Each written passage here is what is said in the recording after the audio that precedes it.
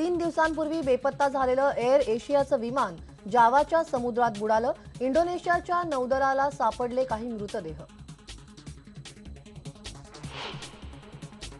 भाजप अध्यक्ष अमित शहा यांना सोहराबुद्दीन बनावट चकमक प्रकरणात मिळाला दिलासा। सीबीआयच्या विशेष कोर्टानं शहांवरचे आरोप घेतले मागे।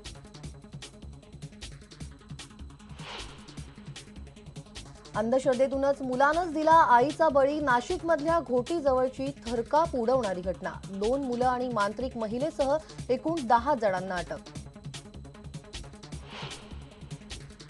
31च्या पार्ट्यांची सगळीकडे जोरदार तयारी। अनुचित प्रकार घडू नये म्हणून पोलीस आणि सरकारनं केल्या आहेत खबरदारीच्या अनेक उपाययोजना।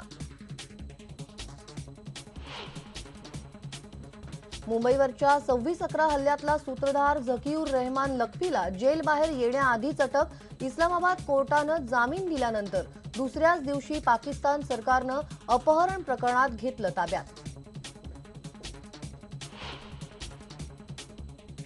विराट रहाणेच्या भागीदारीनंतर मेलबर्न टेस्ट ड्रॉ 2-0 ऑस्ट्रेलियाचा सिरीजवर कब्जा।